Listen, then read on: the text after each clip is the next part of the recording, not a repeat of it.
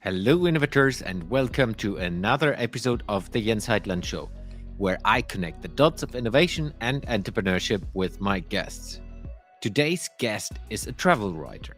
He grew up in India, moved to the US, and later worked in Hong Kong before he came back to India again. He worked in banking, finance, and has a huge career behind him, but now is travel writer. And in our conversation, we cover his process and how he writes about his travels around the world and what he learned by doing that. Please welcome to the show, Ranjan Pal. Hello, Ranjan. Welcome to the show. How are you doing? I'm doing well, Jens. Thank you so much for having me as a guest on your show. I guess I'm a bit of an unusual visitor looking at your previous corporate honchos, but let's see how interesting we can make this. Yes. No, that's exactly why it is interesting because you have a lot of experience and you do interesting things which are innovative for me, and I think there a lot of people will be able to learn something from you. So Sure. before we go into, of course, traveling and what you learn from traveling and writing about traveling, tell us a little bit about yourself. What is your story? How did you get to travel writing? Yeah, it's been an interesting journey actually, because, unlike most people in my field, I didn't come to this in a traditional journalistic kind of perspective. I didn't train as a journalist. I didn't train as a, somebody in the writing or publishing field. Mm. Um, the background that I had, which gave me the experience, if you like, or the knowledge of how to do this, was actually that of an economist. When I was the sort of chief regional economist for a major investment bank in Hong Kong called Jardine Fleming. That's a name that's long gone with the past now, with all the crises that we've had over the many years. But at that time, I used to uh, run their economic research, and it Mm. taught me a very important quality, which is the ability to write in a way that was both professional and engaging, because your clients were essentially investment managers, who really didn't have much time on their hands and were very demanding clients. So you had to have a story that was compelling, that would Yeah. cause them to sit up and listen to you. So I think that was the first step on on my journey. And then, of course, I've always liked to travel and always took an opportunity wherever I was going, whether it was in Europe or whether in Asia, wherever I was traveling on work, I would take some time off and do some travel. So I've always had a curiosity about different places, uh, different peoples, and so I added that on to my professional work, and I used to take a couple of days extra and explore the area, if you like. Yeah. So the two things kind of came together: the travel and the writing. Yeah. How was that? How did you end up even in the first place in Hong Kong? Because if I have researched right, you're grown up in India and you're now as well in India. So how did you end up in Hong Kong? Yeah, so it's been a long circular journey back home. I started by, I started by being educated here in India, and then I got an opportunity to go to graduate school at Princeton University in the U.S. to do my Mm. master's. So that took me to the U.S. And then in the US, I got my first job as an economist working for a consulting firm. Um, so I spent about 10 years in America, I guess, on the East Coast primarily. And then I was very excited by the, I was writing about Asia, Asian economies for a corporate audience. So, for example, like Motorola would be a client of ours, and they wanted to know about the economic and political scenario in, let's say, Indonesia. But I was unhappy about the fact that I was sitting in Philadelphia doing this, Yeah.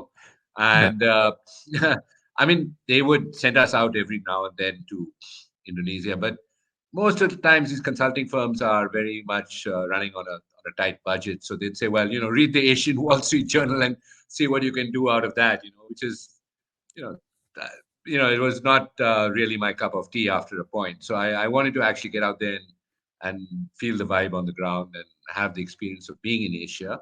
So I got a job with The Economist, and that moved me to Hong Kong. mm, It was the Economist Intelligence Unit, actually, and I was their director of forecasting services. So it was an ideal dream job in a way, because it got me to cover all of Asia. I could mm, travel wherever I wanted mm, and write about those economies, mm. but uh, but also be able to indulge my passion for exploration and discovery and adventure. And as I said, I would always add that on to my professional trips. That's how I ended up in Hong Kong. And then you decided one day to go back to India. Yeah. So I of course, as I mentioned earlier, I joined Jardine Fleming. I was headhunted for that job, Mm, to which was the investment bank, and so that was where I was a chief regional economist for all of Asia. yeah. And it was a very demanding and challenging and exciting job. Also, to be perfectly honest with you, it did pay a lot better than it paid, than the economist paid. So that helped me in terms of building up a nest egg, which is what most people go to Hong Kong and end up doing. And that from there, I then decided that I really wanted to come back to my homeland. I had a young family, and I was very keen to explore working and living in India. Mm, So my wife and I, we both had jobs in Hong Kong, and good jobs at that. But then we decided to make this move, and I moved at that time into a more operational role with a French bank called Societe Generale.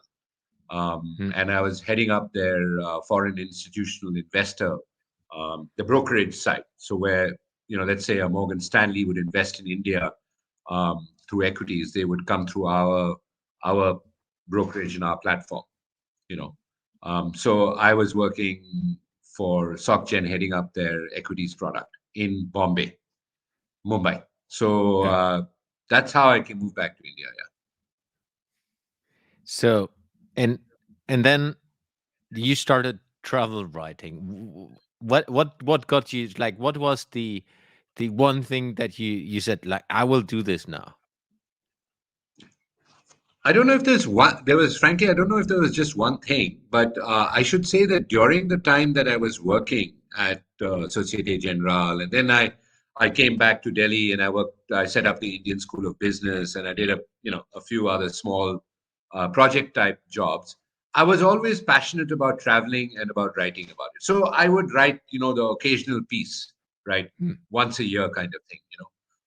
Like I'm very into adventure travel. So I've done a lot of whitewater rafting in India, all the big rivers.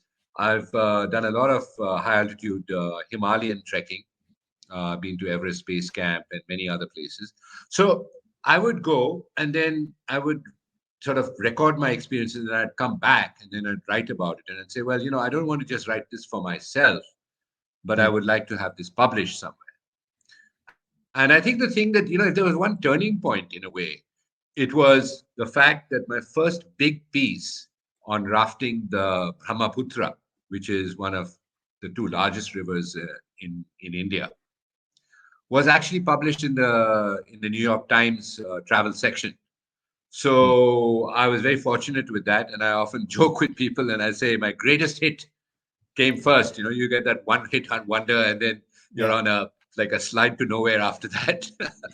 But it gave me the confidence to be able to write.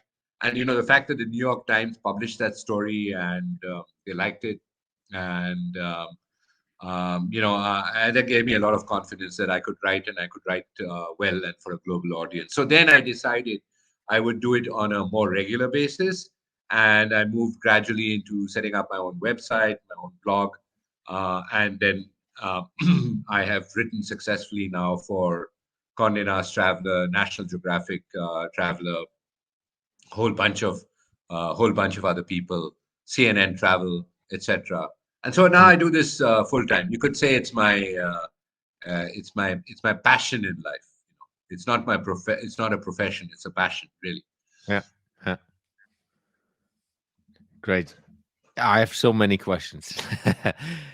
So let's dive into it. So first of all, of course, I would like to understand of what are the different countries and continents you have been. But before we go into that, I would like to understand and as well make this available for the listeners. So what is the process of how you are approaching a travel, like a trip where you know you will write about it?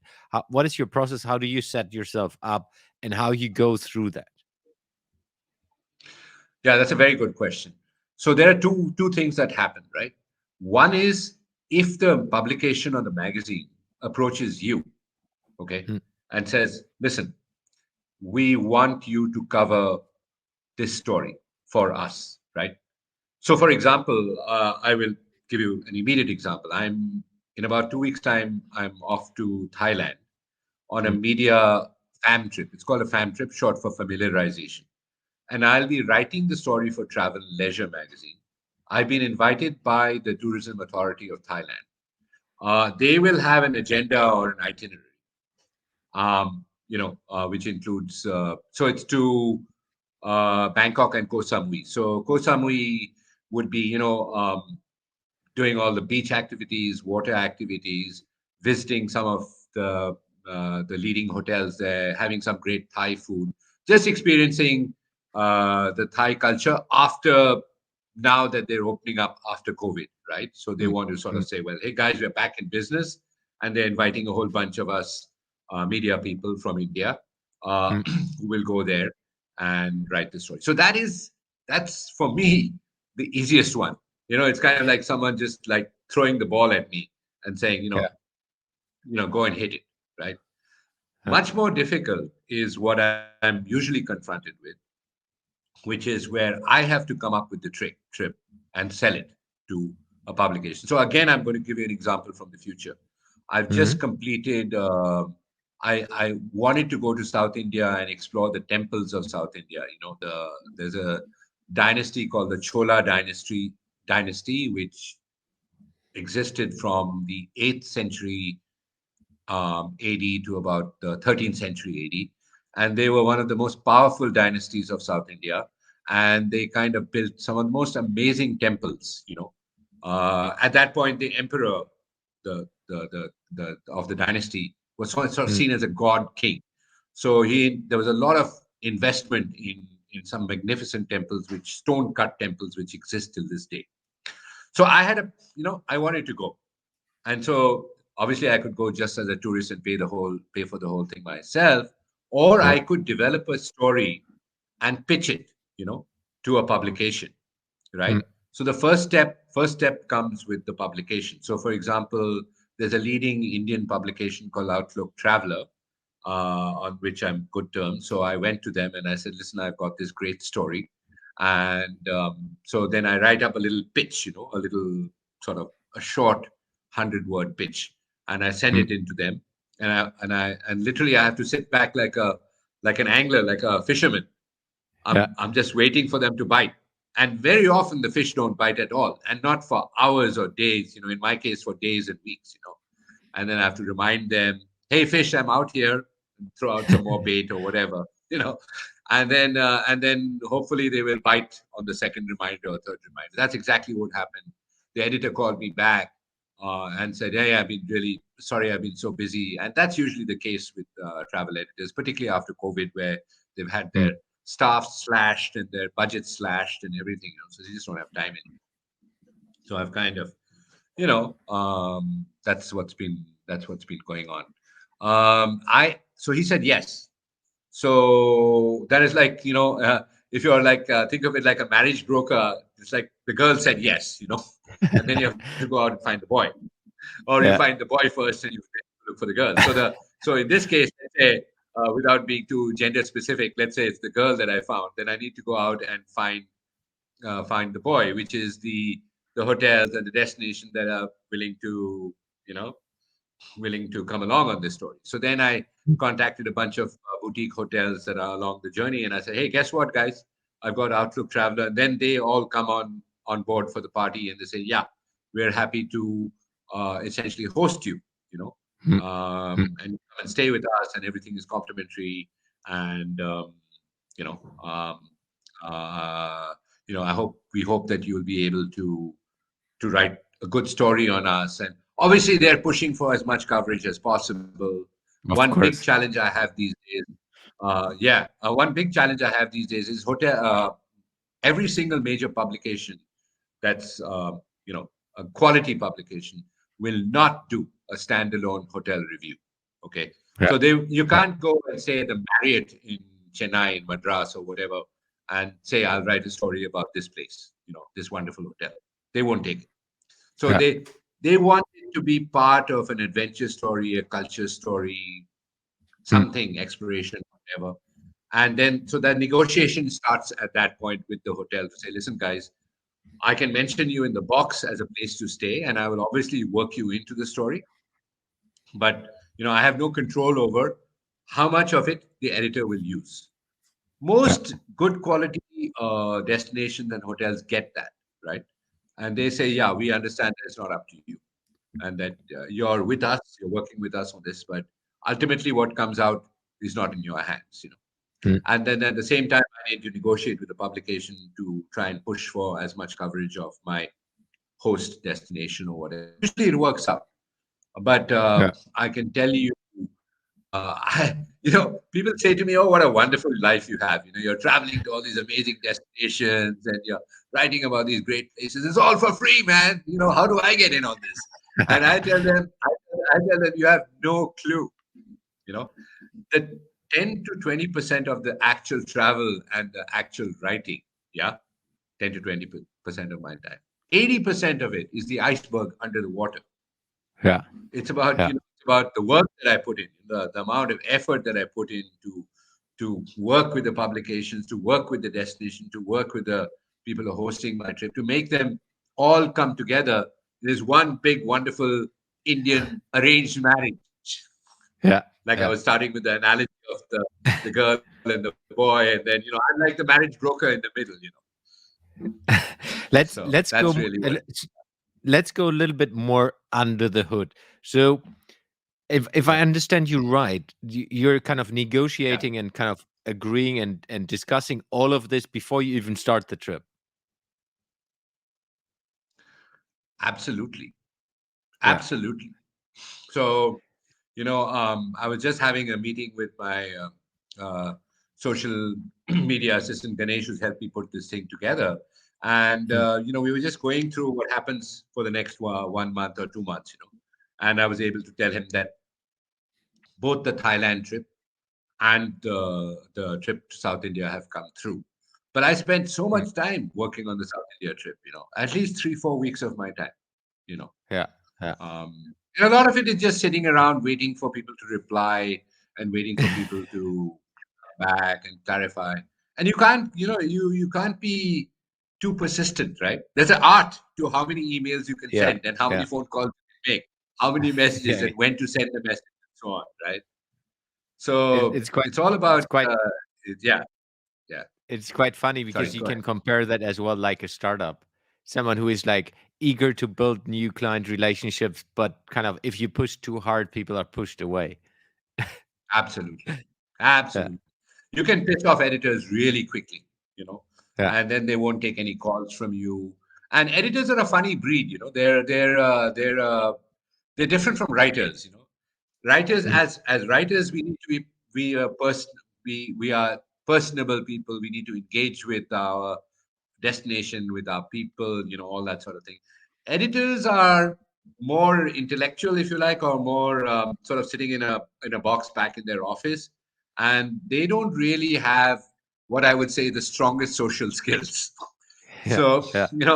they'll often cut you off, or they'll often reply. I've often sent detailed pitches to editors, and they've come back and two lines, sorry, not interested. No explanation, of Yeah. why. Have they covered the story before? Do they not like the story? Whatever. I guess they're under a lot of pressure. That's also so. I do excuse them for that. But there's a way to kind of for me the most successful um, engagement is when I actually meet the editor face to face. Yeah. The first Yeah. time. And then, Yeah. when we have a nice conversation, over a nice meal or a drink or whatever, and then things begin to engage, unblock, and you know, begin to happen much more smoothly. But Yeah. otherwise, it's like knocking on a closed door. Yeah. So yeah. The analogy to the startup space, I can understand what they go through because I go through that every day. Yeah. So then you have all the different things aligned. So you have kind of arranged everything. You're kind of starting to pack at home. What are the key things you take with you as a travel writer? Like, because it's not a vacation trip like other people might think it is. So what are you taking with you? Different equipment, different other team members. How does that look like? So, if they have the budget, then I'll always take a photographer with me. Mm, If the client, the destination has a budget, right? mm, So I went to South Africa about 3 years ago, and they had the budget to take along a professional photographer, yeah, who also, like me, is a friend of mine, but he's in this business as a full-time photographer, on an yeah, amateur basis. So the two of us then went, and so that makes my life a lot easier because I can outsource the photography all to him.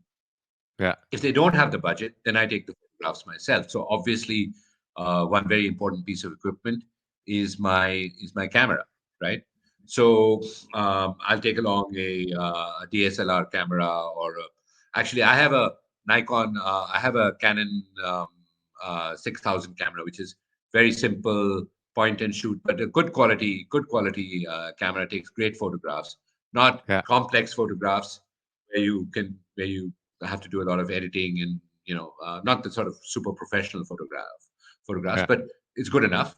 And then, of course, my mobile phone, right? Because I very often, nowadays particularly, people want immediate social media, right? yeah. Of So, course. for example, I'm writing this piece on Thailand for Travel and Leisure magazine, and they wanted an Instagram takeover. So what that means is I'll have to go around and take images with my mobile of where I Mm, am, and mm, videos, and then they kind of put the whole thing together with locations and captions, and then run a whole Instagram ah, series on it.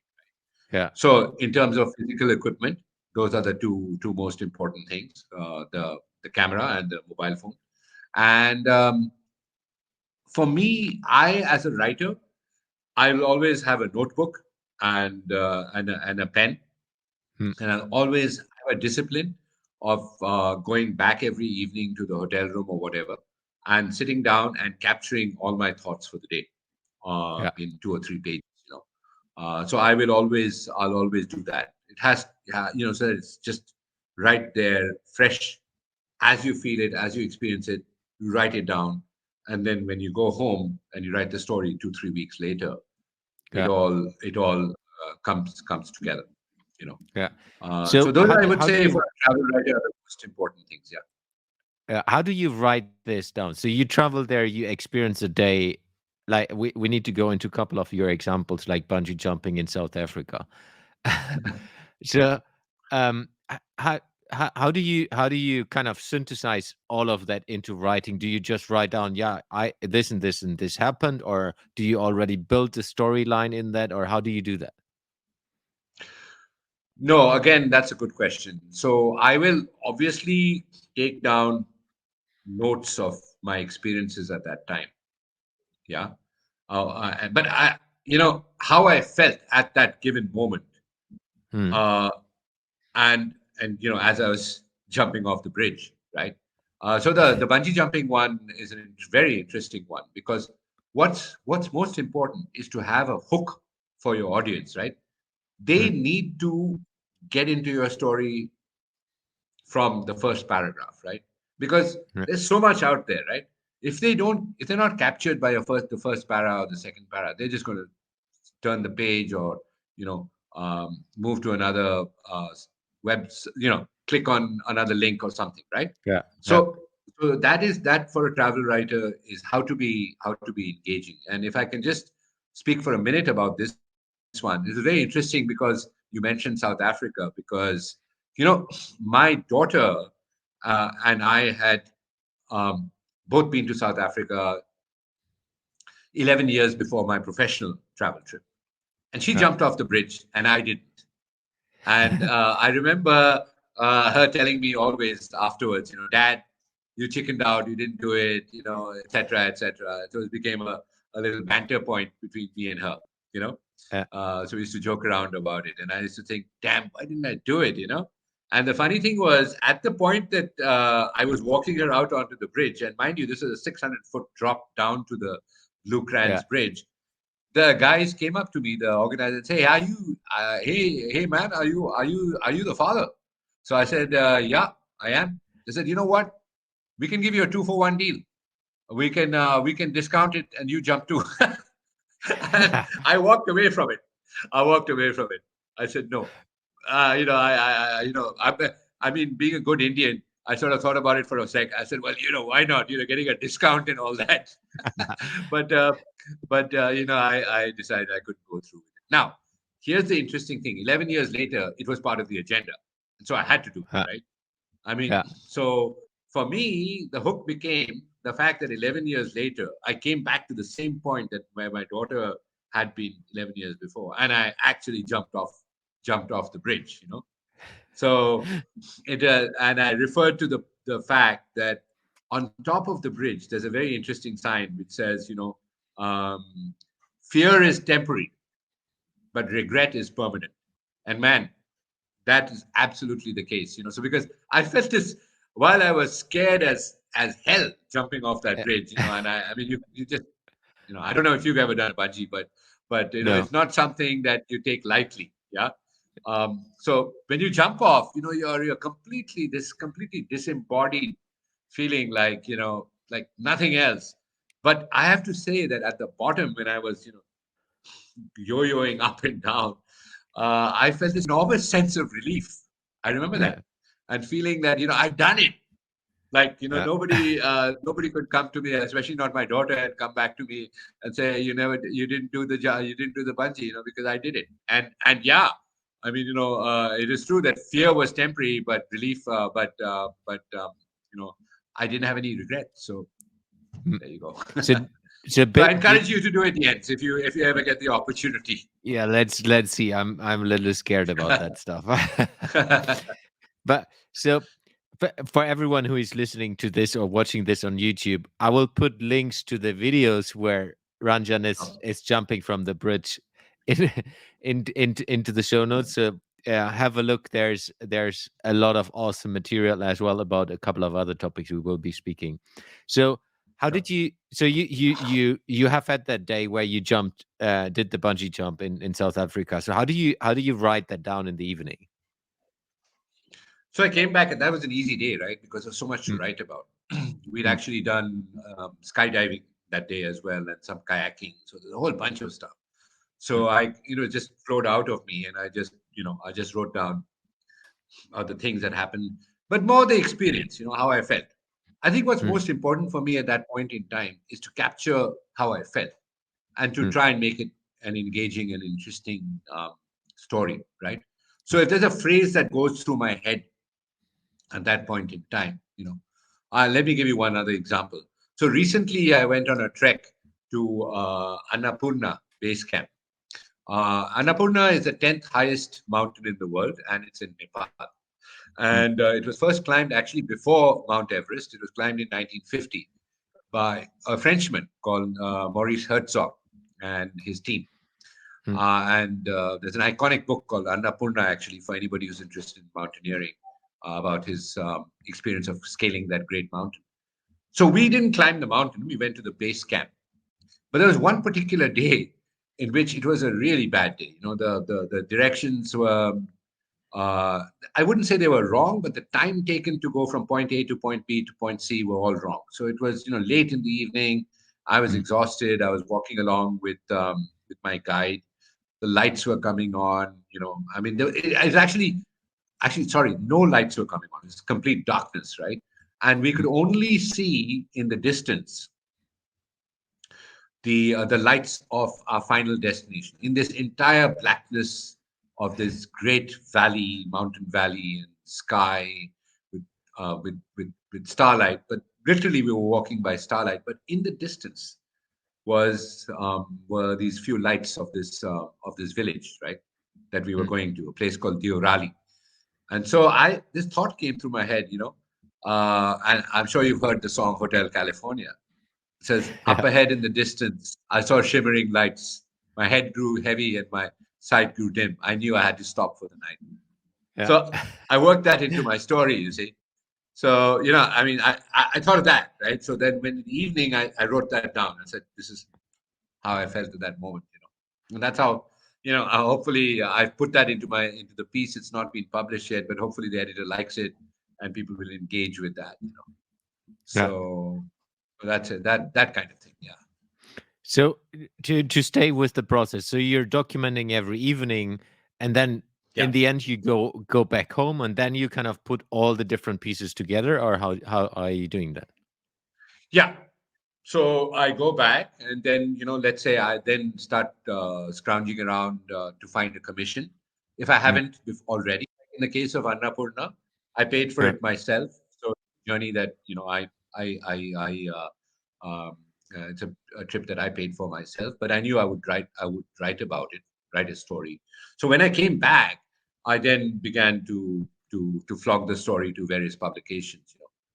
And Mm. then finally a leading newspaper in India called the Hindustan Times. It's like one of the Times of London. It's like one of the leading, or Der Spiegel or something. It's like Yeah. one of the leading. It's a leading newspaper. So they have bought the story, and so when I knew that they had bought the story, I then sat down and then I began to put it all together. And at that Mm. point, the various parts of what I've written down all come together. And then there are days, there are substantial parts of which I throw out, right? If it's not relevant, or because the thing is, you see, people always make the mistake of writing too much. Yeah. You need to write concisely and in an engaging way and in something, and that's what editors will typically tell you, not more than 1,500 words. So Mm. for a writer, 1,500 words goes by in an instant. I mean, I could just write and write as a flow of consciousness, but then I wouldn't be doing my job. I actually have to sit down and think through. How am Mm. I going to make Mm. this interesting to the reader? I personally always think of what the reader is looking for and what they will be interested in, rather Yeah. than writing for my own sake, right? Yeah. Um, and so then I'll run it by my family or my friends or whatever before I send it to the editor, and they sometimes they'll make some suggestions or whatever, things like that. But now after having done this for a long time, I've pretty much got the hang of it. Yeah.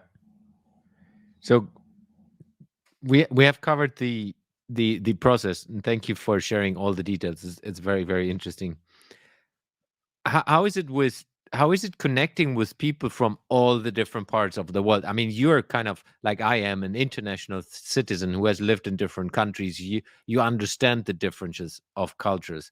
What are the things specifically when you started with writing and analyzing it more in depth, going into countries, going into cities? What did you learn about people that you didn't know before?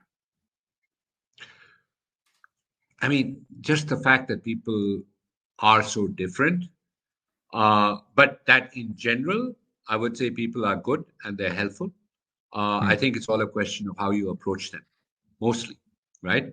So, for example, if you find a difficult tour guide or a difficult hotel operator, or somebody who's not really into it that day, I always try to take a step back and say, well, maybe they're just having a difficult day, and Mm. maybe I need to not lose my cool over this, right? And then I'll come back later on. Maybe I've talked to someone else. Maybe I talked to the same guy. Culturally, people are so different, right? Even within Europe, right? I mean, I remember on going on a trip to Norway and then going on a trip to Spain, where you are currently, right? Yeah. And Norway and Spain are about as different as you can get. Yes. Scandinavians are far more reserved in terms of the way they come across, more formal, but I found them to be wonderful, warm people. You just have to give Yeah. them give them time. you Yeah. know. Yeah. So I remember one clear example of this Norwegian guide, and he was a strong, silent type of guy, about my age, senior citizen. But he and I spent a whole day looking for the muskox in the Trondheim area, the Trondelag area, central Norway. And he didn't say much, and we just trudged along looking for them. But then gradually, as we got talking to each other and things like that, he he became more open, and he began to share more about with me about his life experiences, including fascinating story about the time in wartime in World War II, when Norway was occupied actually Mm. by the Germans, right? And how difficult the time it was that at that time for him, and other Norwegians who were the resistance, if you like. And then there Yeah. were others who collaborated or said, well, we need to get by, whatever. And he told me a very interesting story about how he and his wife came from opposite sides on that one. I mean, that his wife's family was more on the side which collaborated, if you like, and Mm. his father was a freedom fighter and actually got killed in World War II, etc. And he said, when we wanted to get married, there was enormous resistance from and I was just fascinated because I you hear about resistance between Indian families who come from a very different caste and social and every other kind of background, and they say, oh, no, no, no, you can't marry that person because he's beneath us or she's beneath us in status or not educated enough. And so you hear this in India all the time. But in Norway, I mean, I was like, how could this happen here? He said, no, no, no, it does happen here because ideologically they were very different. Yeah. So the story ends with the fact that he came back to my hotel, and we opened up a bottle of whiskey which I had with me, and we then he asked his wife to come over. And when I told other other Norwegians about this, they said, "Oh my God, that never happens." I mean, I mean, they would never come home. They would never come to your hotel room and sit down and have a whiskey with you. How did you manage this? I said, well, I don't know. Maybe it was me, maybe it was him, but we had a great connection. Next day, he came and picked me up. He didn't have to, but he took me to the train station to my next destination. No, no, no, I'm coming to see you tomorrow, and so on and so forth. And now we are fast friends. We're in touch on WhatsApp. Yeah. So yeah, so it's about understanding. The Spaniards, on the other hand, are very different. They're much more voluble and more emotional, and let it all hang out, and stuff like that. You can get very excited about stuff, and but which is good and bad too, because sometimes you're not getting your answer right because they're so emotional about stuff. Yeah. And so you need to be able to bridge that gap and to figure it out. But I think as Indians, as being an Indian, I think we are very adaptable as a people. I've often thought Mm. about I don't know if you've interviewed any Indian CEOs on your show, but the reason why Indians do well as CEOs internationally and become the head of Microsoft or whatever is because as a people, we're adaptable. We have to adapt. We're used to uh, you know always expect the unexpected in India. So you just have to roll with the punches, kind of deal with whatever situation you're. And so that thing stays with us, right? And Mm. I think that's how one of the reasons. Obviously, not they're all great people and they've got tremendous education, but the reason that they can engage culturally with people from all over is because you're used to dealing with different situations and different peoples, and not letting it kind of upset you, right? you know Yeah. Yeah. sometimes there are people who get I mean, I don't want to say I don't want to say Northern Europeans, but I mean they're lovely people. But sometimes they can be a bit fixed in their views, type of thing. And then if you don't have the built-in flexibility, then it becomes a bit difficult dealing with people who are used to complete flexibility. Yeah. I'm not saying that Yeah.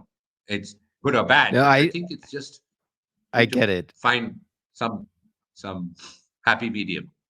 Being German myself, grown up in Germany, but then Yeah, yeah, lived yeah. quite some time outside of Germany, I get it fully. Exactly. Yeah. Yeah, but I think there must be so many friendships and kind of stories and connections you have built over time that are kind of just super Yeah. valuable for you as a person as well. Because knowing and meeting so many people, you will learn every time, every trip, you will meet someone who is having an amazing story, which most probably you can't put all into your travel writing because it will be too much.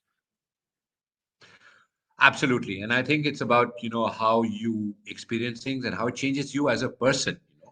I think there's a famous quote from a Moroccan traveler, very famous, Ibn Battuta, I think. And he said something like, travel, you first, it changes you travel, you experience things, and then it changes you into a storyteller, you know. Yeah. And I think travel, it's about how you yourself change because you've experienced and seen so many different things. Another quote from, I think it was someone in England who said, and what do they know of England who only England know, right?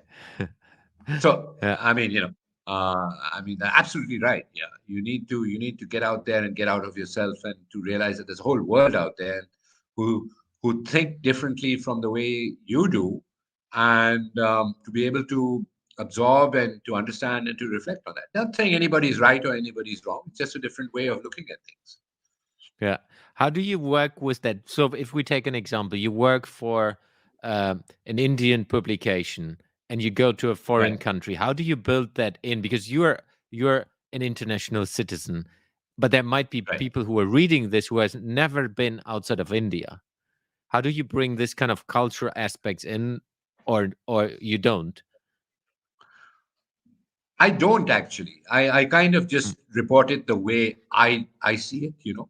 mm, If I can link it back to something in India which is relevant, like I might say, if you go to such and such, um, I'm trying to think of an example. Let's say, if you go to such and such mountain in Norway, you know, yeah, I could say that reminded me of something I saw in India or in Nepal, yeah, yeah, in terms of the mountain or the scenery or the situation that I find myself in.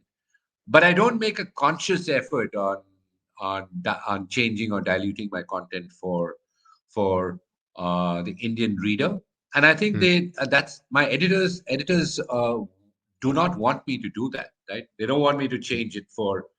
They want us, people who read my stories, to get out and to experience it the way I did, right? yeah, yeah. And to enjoy it in that same way. Yeah. How do you work with, so you have done many publications. How do you keep track, and are you compiling them somewhere so that, for example, the listeners of this podcast can say, hey, I want to see all the different publications you did? Is there, do you have something like this or on your website? Absolutely. So here's the brand plug. It's www.ranjanpal.com. My my Mm, my name, RANJANPAL.com. yeah, So very easy to find, and that's got my website with all my published work on it, and also my blog. So the blog is where, if I can't find a home for it, right, yeah, in a publication, right, I'll write a blog on it, because I'm not going to give it up and just say, just because I couldn't find some home for this interesting story. So, for example, for you, Jens, it might be interesting. There's a story on Hamburg on my mm, blog, which you should definitely look at. It's the only story yeah, I have on Germany, but I couldn't find a home for it. But I was just so fascinated by Hamburg, and I'll give you an interesting. So, for example, there's a tunnel underneath the Elbe, right, river, yeah, yeah, in which is, people don't really know about that tunnel. I mean, it's not on that typical have to see type thing. But I actually went down in the tunnel, walked across the Elbe, and came out the other side. And and I've taken some photo and some video, and that was how people used to cross from one side to the other. The workers, during the Industrial Revolution when there was no bridge, Yeah. and I thought it was an amazing example of German ingenuity in engineering. So I wrote about it in my blog. I said, this has got to be written about. And so there's a blog, there's a the blog, the blog, and then obviously the website is dominated by all my published pieces, ranjanpal.com, and then my social media is Mm. Ranjan Pal Travel, Ranjanpal Travel, Yeah. Travel, all one word. So that's Instagram, that's Twitter, that's Facebook, everywhere you can find me. Yeah. Of course, I will put the links to the show notes so that everyone can directly click through it and see. And the videos I will link separately, though that I guess they're most Yeah. probably So yeah, in on that's on the YouTube. You can website as find well. it under, Yeah. yeah, it's on YouTube under the same channel. Yeah. Yeah. I will put them in. So Yeah. let's go to the last part of the podcast where I'm asking a couple of Sure. questions outside of the context we have discussed. So Yeah. question number one, which is always the hardest. So if you could work with a project that's impacting every human being on Earth, what project would you decide to work with and why? It would have to be climate change environmental conservation. You know, Hmm.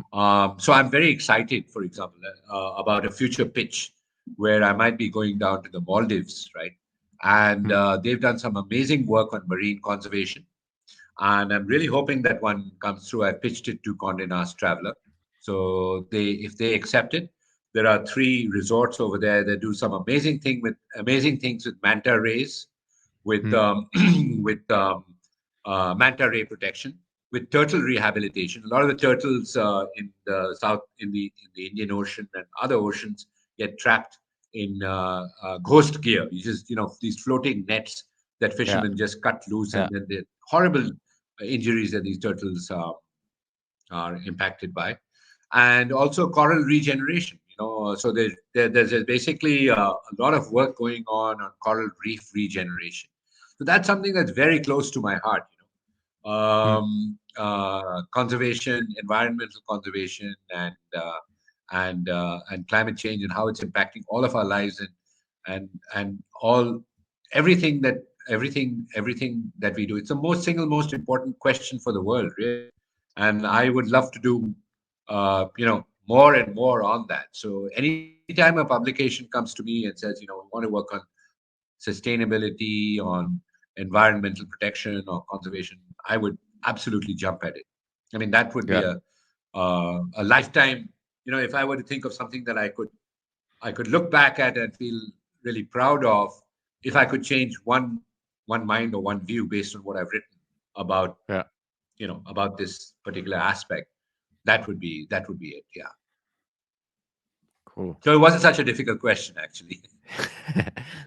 Good. How do you keep yourself up to date on topics that interest you? So I mean, I get a whole bunch of stuff. I read the Guardian, I read the Economist, I read a lot of Indian newspapers and websites. There's a thing called the Wire. There's a Scroll in India, Hmm. and so I'm always looking at contemporary stuff and I have keen interest in contemporary politics and economics, and what's going on in the world around us. So I do try to spend some time every day looking at stuff, and Hmm. particularly seeing if there's some sort of. I mean, there are so many places I would love to go, right? And just never be able to cover them all in my lifetime. But Antarctica for one thing, but it's so frightfully expensive, right?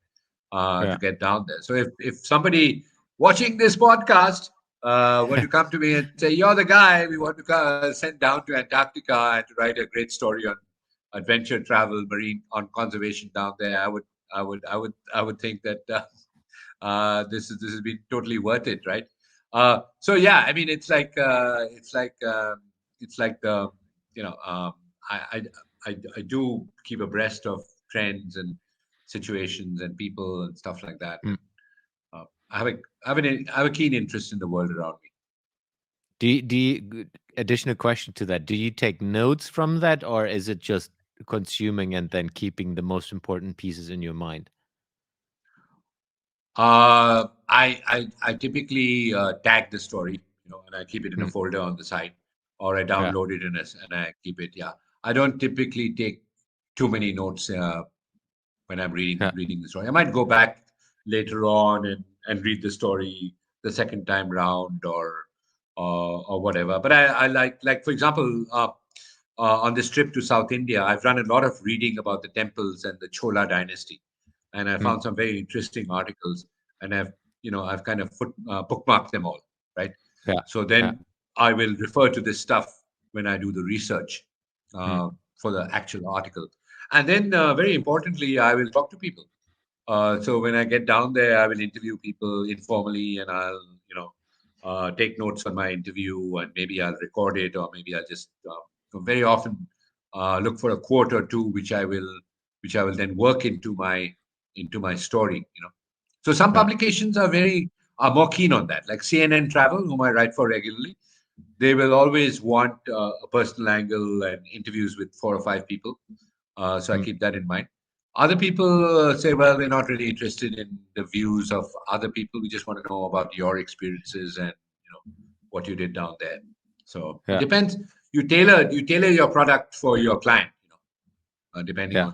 on what they want. Absolutely. Last question. Sure. Looking ahead, where will you be in a year from now? Yeah. So that's a more difficult question, actually, right?